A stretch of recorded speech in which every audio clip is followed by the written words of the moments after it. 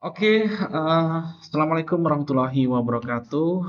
Ketemu lagi dengan Pak Hafid ya di mata kuliah terkait dengan sistem informasi asuransi. Pada kesempatan kali ini kita akan mempelajari tentang analisis situasi sistem informasi kesehatan. Dalam materi ini nanti kemampuan akhir yang diharapkan adalah mampu menjelaskan analisis situasi sistem informasi kesehatan. Kemudian yang kedua ada pengalaman belajar mahasiswa ya. Nanti mahasiswa diharapkan mampu menjelaskan analisis situasi sistem informasi kesehatan dengan pendekatan self-directed learning karakteristik interaktif, yaitu aplikasi dalam sistem informasi asuransi. Pendahuluan. Sistem informasi kesehatan ini sangat berperan sekali ya di dalam dunia kita.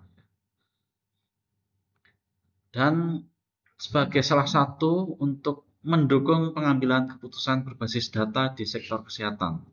Jadi manajemen yang ada di atas ya, baik dari mulai Dinkes ya, bahkan yang sampai bawah itu ada Puskesmas ya, pimpinan Puskesmas. Dari Puskesmas dilaporkan ke Dinkes, Dinkes dilaporkan ke provinsi, provinsi dilaporkan ke pusat.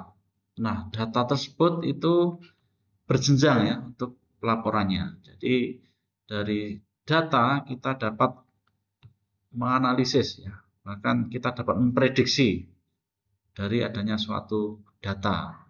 Pertama di sini adalah data kesehatan. Analisis situasi SIK diperlukan untuk mengevaluasi efektivitas, efisiensi, dan kendala dalam implementasi sistem informasi di fasilitas kesehatan. Jadi perlu kita amati ya, kita telaah terkait dengan sistem yang ada di lingkungan kita. Itu penerapannya apakah sudah sesuai atau belum ya. Jadi di awal sebelum kita mengembangkan sebuah sistem, kita harus tahu goals atau tujuan dari pengembangan sistem itu sendiri. Apakah dapat menyelesaikan masalah atau dapat mempermudah atau mempercepat juga. Ya. Bahkan ada juga sistem itu dibuat untuk ya gaya-gayaan juga ada kadang ya. Tapi yang jelas dari kepentingan ini ya, dengan pusat ya, harusnya sistem itu dapat dimanfaatkan ya. Jadi ada sustainable atau keberlanjutan dari penggunaan sistem tersebut. Tujuan analisis situasi SIK ini ada beberapa poin penting yang harus kita pahami. Ya, yang pertama, tujuannya mengidentifikasi kekuatan dan kelemahan sistem informasi kesehatan yang ada. Nah, ini sebelum kita masuk ya dalam tahap pembuatan sistem, ya. Ini ada namanya tahap analisis ya. Atau biasa kita juga menyebutnya sebagai uji kelayakan dari segi ekonomi, dari segi penggunaan ya, dan dari segi usernya sendiri. Jadi berbagai aspek ya, berbagai unsur itu harus kita pilah satu-satu ya, terkait dengan fungsi dari masing-masing sistem yang akan dikembangkan. Nah, kekuatan dan kelemahan ini itu perlu kita gali ya. Jadi apakah sistem yang ada sekarang ini dapat menjangkau ya di masyarakat, atau bahkan aplikasi yang seperti yang kita kembangkan ya itu sudah ada di beredar di masyarakat. Nah, itu kita perlu tahu seberapa pentingkah aplikasi ini digunakan. Kadang pembuat kebijakan ya dari tingkat puskesmas atau tingkat dinkes itu ya berlomba-lomba ya untuk mengembangkan suatu sistem ya. Ya, bahkan setiap kali ganti pimpinan ya, ganti kebijakan, ganti menteri, itu seringkali ada pembaruan-pembaruan ya. Bahkan mengganti aplikasi gitu ya. Demi untuk ya kadang untuk penyerapan anggaran ya. Ini istilahnya kita melihat di lapangan ya. Beberapa ya, tapi nggak semua ya. Gitu. Mengapa kita bisa mengatakan demikian ya? Karena fakta di lapangan ya memang seperti ini ya. Gitu. Bahkan hingga ratusan juta ya, bahkan anggaran itu sampai miliaran ya untuk mengembangkan sebuah sistem ya. Ya, dari situ ya kita harus peduli ya seberapa pentingkah sistem yang akan dikembangkan ini, apakah berlanjut atau ya hanya eh, beberapa tahun saja digunakan seperti itu. Menilai kualitas data kesehatan dalam sistem. Nah, data yang diinputkan ini biasanya terkait dengan interoperabilitas ya yang ada saat ini. Ini pemerintah ini sudah bagus ya, sudah ada tahap menuju interoperabilitas ya. Interoperabilitas artinya suatu sistem di mana muaranya itu dalam satu muara itu sama gitu ya. Dari variabel ya, standarnya sama. Sehingga ya kualitas data tentunya ketika data itu dibandingkan ya antar satu instansi dengan instansi lain ya standarnya sama gitu ya. Apa yang dikumpulkan, nah itu yang menjadi suatu nantinya variabel yang ya nggak berbeda-beda ya dapat dibandingkan seperti itu. Jadi muaranya ke pusat itu sama ya. Standarnya misalnya nama pasien. Nama pasien itu ya berapa karakter di situ ya. Apakah tipe datanya sama atau beda gitu ya. Dan variabelnya sama atau beda itu harus ya sesuai dengan standar ya. Nah, ini sudah ada peraturan ya terkait dengan variabel standar dan variabel data ya. Variabel dan metadata ini sudah keluar ya sekitar tahun 2022 ya kalau nggak salah ya itu sudah ada yang mengatur terkait dengan variabel tersebut ya sehingga data yang terkumpul itu jadi sama ya. Yang sama variabelnya ya variabel untuk membentuk suatu informasi tersebut. Kemudian mengetahui kesiapan infrastruktur teknologi informasi di sektor kesehatan. Nah ini mungkin yang menjadi kendala saat ini ya di Indonesia ya. Apalagi di Indonesia ini negaranya negara kepulauan ya. Jadi beda pulau. Nah, ini tingkat kemajuannya juga beda begitu ya.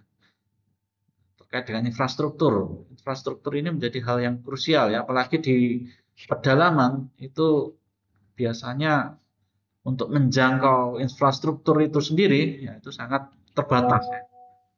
Ya, bisa jadi terkait dengan akses internet ya beda-beda setiap daerah kecepatannya, kemudian belum lagi akses untuk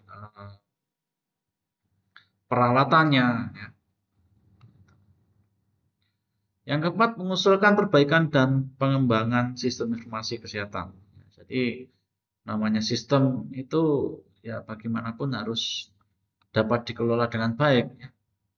Jadi perbaikan, update itu pasti ada ya dalam suatu sistem. Suatu sistem itu nggak ada yang sempurna.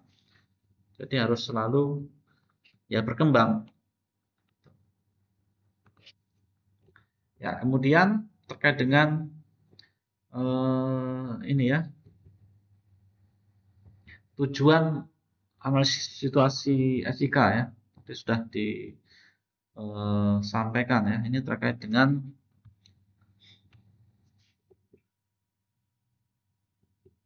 komponen ya ini mohon maaf ada salah pengetikan ya. Ya komponen terkait dengan struktur dan infrastruktur ini apa komponennya itu ada hardware, software, jaringan dan teknologi yang digunakan. Kemudian ada lagi komponen dari proses pengelolaan data.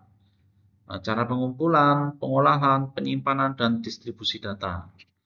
Ada lagi komponen kualitas data ini terkait dengan akurasi, kelengkapan, konsistensi, dan ketepatan waktu dan data kesehatan. Yang keempat, komponen sumber daya manusia terkait kompetensi dan kesiapan tenaga kesehatan dalam mengelola SIK. Ini terkait dengan pelatihan-pelatihan yang diajukan ya, yang diusulkan oleh pimpinan ya bagi bawahannya. Ini ya untuk menuju satu kompetensi atau skill ya, ini butuh pelatihan-pelatihan, workshop, pelatihan, bahkan kursus juga. Kemudian komponen kebijakan dan regulasi ini terkait dengan di manajemen ya, bagaimana kepatuhan terhadap standar dan kebijakan sistem informasi kesehatan ini dapat dilaksanakan dengan maksimal ya, dari atas sampai ke bawah ini harus dapat dipahami dan dijalankan tentunya. Metode analisis situasi. Ini dalam kita menganalisis ya, ini ada beberapa metode. Yang pertama terkait dengan observasi lapangan. Jadi observasi lapangan ini bagaimana kita dapat mengamati langsung ya penggunaan suatu sistem ini dalam penggunaan sehari-hari itu terutamanya ya. Dan di dalam fasilitas kesehatan tersebut pasti punya keunikan sendiri-sendiri ya. Bahkan ada yang berjalan, ada yang mungkin di tengah-tengah berhenti ya untuk menggunakan. Nah, ini perlu kita amati juga ya terkait dengan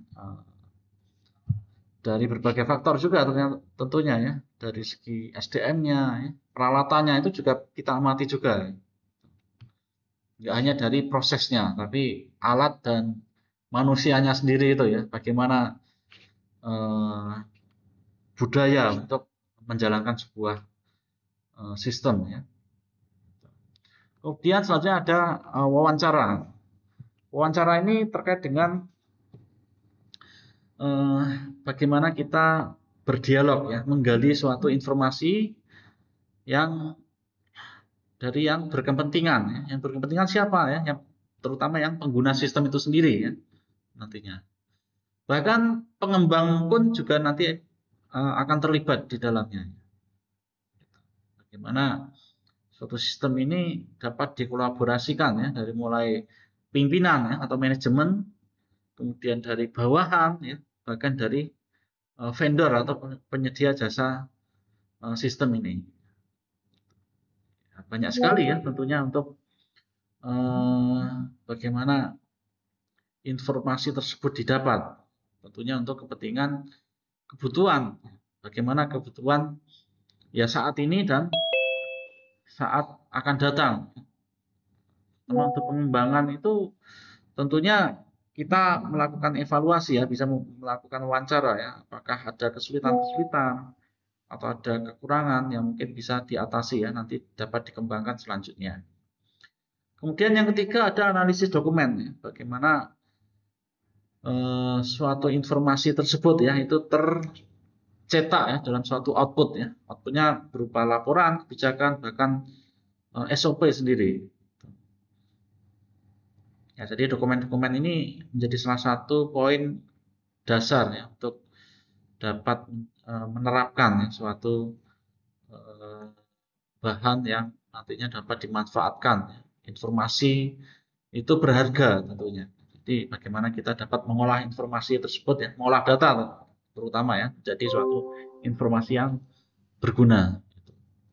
Survei dan kuesioner, bagaimana mengumpulkan umpan balik dari pengguna sistem ya. Ini menjadi suatu bahan masukan ya tentunya ya. Survei dan kuesioner ini ya bisa dilakukan dengan metode Google Form ya, atau bahkan menyebarkan langsung ya dari kertas, bahkan melalui wawancara ini. Ya, jadi ada umpan balik di situ ya. Nah, sehingga nanti ada indikator-indikator ya yang outputnya berupa angka ya, seberapa besar ya atau seberapa kecil ya. Nah, itu ada nilainya di situ. Kemudian tantangan dalam implementasi SIK. Nah, tantangannya apa? Yang pertama, keterbatasan infrastruktur dan akses internet. Nah, ini menjadi momok ya di negara kepulauan kita ya, terutama di daerah pedalaman-pedalaman ini tentunya perlu dukungan ya.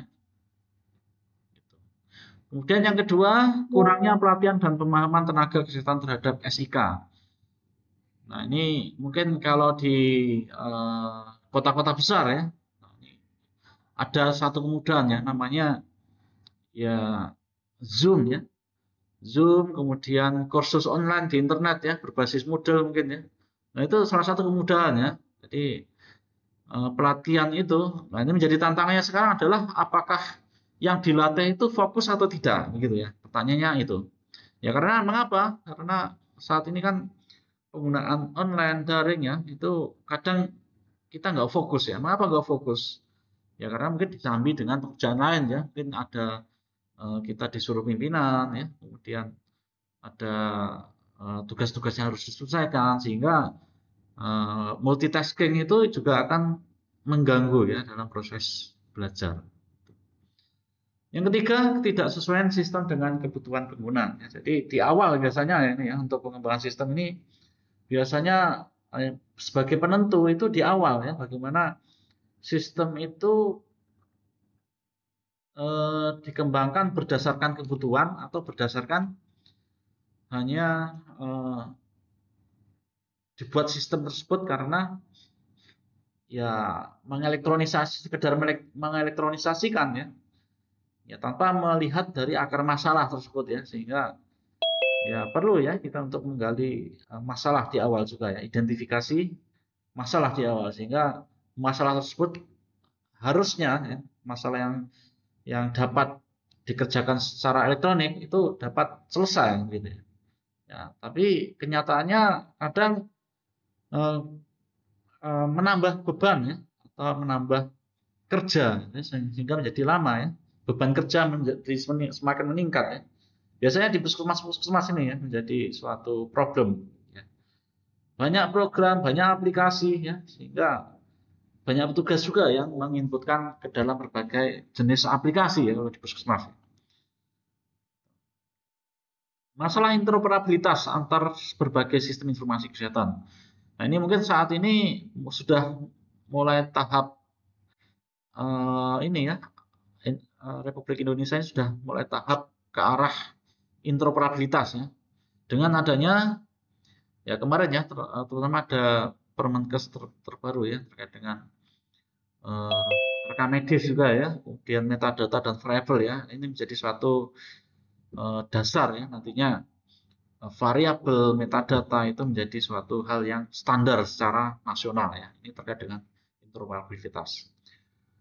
Keamanan dan perlindungan informasi pasien. Nah, ini menjadi suatu hal yang sensitif ya, terutama di kalangan rumah sakit, puskesmas, klinik, dan pasien ya, dalam menjalankan suatu tugas, terutama dalam data rekam medis.